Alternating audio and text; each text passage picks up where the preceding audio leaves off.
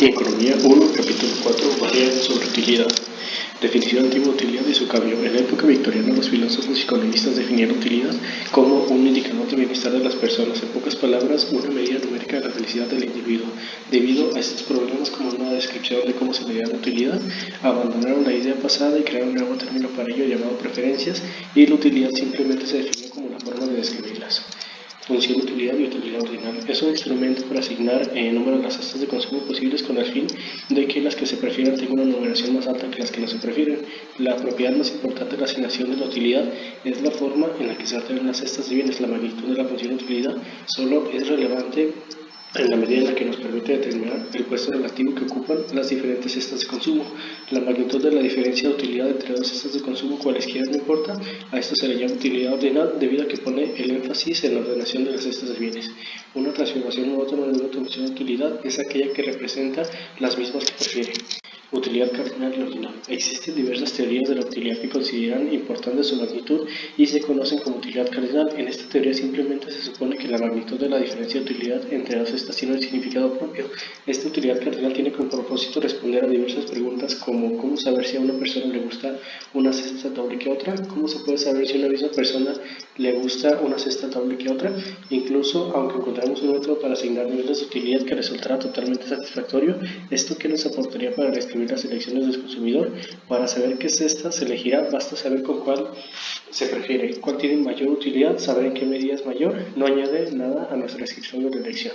Dado que la utilidad cardinal no es necesaria para describir las elecciones de los consumidores y que de todos modos no existe ningún método para asignar utilidades cardinales, nos quedaremos simplemente con un modelo de utilidad puramente ordenado.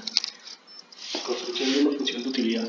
No todos los tipos de preferencias se representan mediante una función de utilidad. Un ejemplo de esto es suponer que, supongamos por ejemplo, una persona tiene preferencias intransitivas de tal manera que A mayor a B, mayor a C, mayor a... En este caso, una función de utilidad de estas preferencias tendría que estar formada por los números UA, UB, UC, de modo que UA mayor a UB, mayor a UC, y mayor a UA, pero esto es imposible. Supongamos que se nos da un mapa de indiferencia y se sabe que una función de utilidad es la manera de etiquetar las curvas de modo que las más altas tengan los números más altos. Una manera muy sencilla de hacerlo es simplemente trazar una diagonal, como se muestra en la imagen 4.2, y etiquetar cada curva de diferencia desde su origen. Esto medido a lo largo de una diagonal de manera que se pueda ver una función de utilidad es ver que todas las cestas reciben una etiqueta y las que están en la curva de diferencia más elevadas reciben etiquetas más altas, y esta característica es la que se necesita para tener una función de utilidad. En la figura 4.2 se observa cómo se construye una función de utilidad a partir de las curvas de indiferencia. Primero se traza lo que es una curva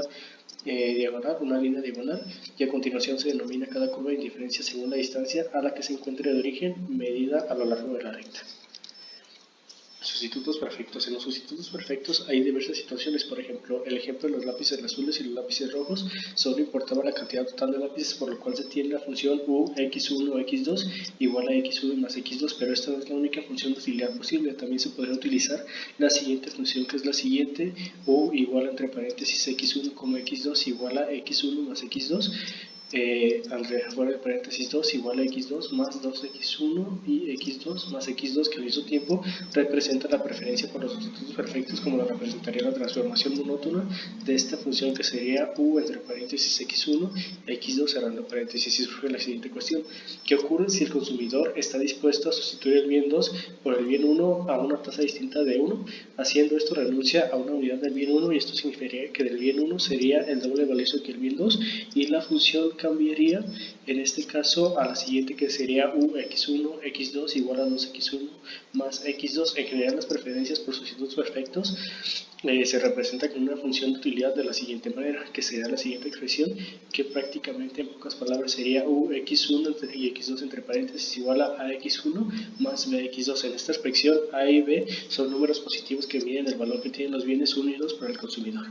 Complementarios perfectos. En este tipo de complementarios se usa el caso del pie izquierdo y del pie derecho, en el que al consumidor solo le interesa un número de pares que tiene y se elige dicho número como una función de utilidad. El número de pares completos de zapatos que tengamos es el mínimo del número de zapatos del pie derecho que tengamos, x1, y del número de zapatos del pie izquierdo que tengamos, que en este caso se va a expresar como x2. Por lo tanto, una función de utilidad de los complementarios perfectos tendría la siguiente forma, que en pocas palabras se describe como u entre paréntesis x1 x2 cerrando cerrando paréntesis igual a min entre llaves x1, x2. Así pues, u x1, x2 igual a min entre llaves x1, x2 es una función de utilidad posible para describir complementarios perfectos. Como siempre, también los describiría cualquier transformación monótona.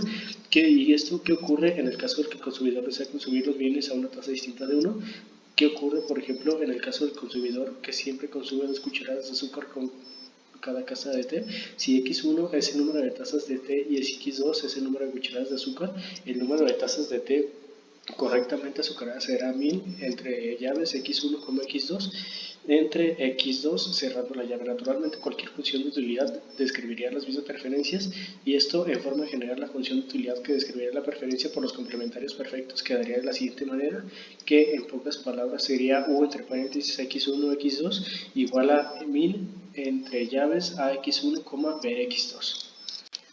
Preferencias cosilineales. Las preferencias cosilineales son curvas de indiferencia que no se habían visto antes en este tipo de ejercicios, y en este caso se va a poner una situación. Supongamos que el consumidor tiene curvas de indiferencia como la figura 4.4. Esto indica que todas las curvas son traslaciones verticales de una curva de indiferencia, de lo que se desprende que una ecuación de una curva de indiferencia adopta la siguiente manera: x2 igual a k menos b entre paréntesis x1, en la que k sería una constante diferente para cada curva de indiferencia, y con esta ecuación que la altura de la curva de indiferencia es una función x1, menos b entre paréntesis x1 más una constante k, y esto significa que cuantos más mayores sean los valores de k, más altas son las curvas de indiferencia, y en este caso el signo menos solo es una convención. Más adelante se verá por qué es útil. En este caso, la forma natural de etiquetar las curvas de diferencia consiste en llamarlas k, que prácticamente es el valor de la ordenada en el origen. Despejando k e igualando la utilidad, tenemos la siguiente expresión que prácticamente se define como u entre paréntesis x1 y x2 igual a k igual a v entre paréntesis x1 más x2. En la figura 4.4 se observan las preferencias cosilineales. Cada una de las curvas que se observa en la siguiente imagen es una versión desplazada verticalmente de una única curva de indiferencia. Preferencia Cobb-Douglas. Esta función de utilidad comúnmente utilizada consiste en la siguiente expresión que se define como u entre paréntesis x1, x2 cerrando paréntesis igual a xc, xd, donde c y d son números siempre positivos que describen las preferencias del consumidor. En esta función de utilidad resulta útil en diversos ejemplos, como por ejemplo la figura 4.5, donde las preferencias representadas mediante esta función tienen la forma general de las antes mencionadas. Figura 4.5. En la 4.5a se representan las curvas de diferencias correspondientes a c, que sería 1 sobre 2, d igual a 1 sobre 2, y en la 4.5d b las curvas de diferencia correspondientes a c igual a 1 entre 5, d igual a 4 entre 5. La diferencia entre los valores de los parámetros c y d da lugar a curvas de diferencia de forma distinta. Generalmente, en este tipo de preferencias son bastante útiles para presentar algunos ejemplos algebraicos de diversos conceptos económicos, y naturalmente una transformación monótona de esta función de utilidad representa las mismas preferencias, haciendo un énfasis en que este tipo de función no se puede representar de muy distintas maneras. Utilidad marginal. Consideremos en este caso un individuo que consume la cesta de bienes x1 y x2. ¿Cómo varía su utilidad cuando obtiene una cantidad algo mayor del bien 1? En esta tasa de variación se denomina utilidad marginal, o M1 con respecto al bien 1, y se expresa como un cociente, que en este caso sería la siguiente expresión, que mide la tasa de variación de la utilidad provocada por una pequeña variación en la cantidad de bien. Esta definición simplemente postula que para calcular la variación de la utilidad provocada por la variación antes mencionada, basta solamente con multiplicar la variación del consumo por la utilidad marginal del bien, y en este caso resultaría una expresión como la siguiente. Pero al momento de intentar calcular la utilidad marginal respecto al bien 2, mantenemos de esta manera constante la cantidad del 1 y la variación provocada por una variación del consumo del bien 2, y en este caso se calcula con la siguiente fórmula. La RMS, sus siglas significan relación marginal de sustitución, y para medir esto se utiliza una función de utilidad que se define como la siguiente manera: sería u entre paréntesis x1, x2 cerrando paréntesis, y en este caso la RMS simplemente se encarga de medir la pendiente de la curva de indiferencia correspondiente a una cesta de bienes dada. Esto nos permite calcular la RMS, y un ejemplo sería el caso de la variación de cada bien representado como AX1 y AX2, que mantienen la constante de utilidad. Esto significa simplemente una variación del consumo que se desplaza a lo largo de la curva de indiferencia. En este caso se debe cumplir UM1AX1 más UM2AX2 igual a AU igual a 0. Despejando la pendiente de la curva de indiferencia se obtiene la siguiente expresión, que en este caso el signo de la relación marginal de sustitución es siempre negativo, ya que si se obtiene una cantidad mayor del bien 1, se tendrá que recibir una menor cantidad del bien 2 para conservar el mismo nivel de utilidad. Sin embargo, para no tener confusiones y no recordar la existencia de ese engorroso signo negativo, los economistas simplemente prefieren por lo general expresar la RMS en su valor absoluto, es decir, como un número siempre positivo. En este caso sería por nuestra parte todo. Nosotros somos el equipo 3 y a continuación se presenta la bibliografía de dicho capítulo consultado de Mariana.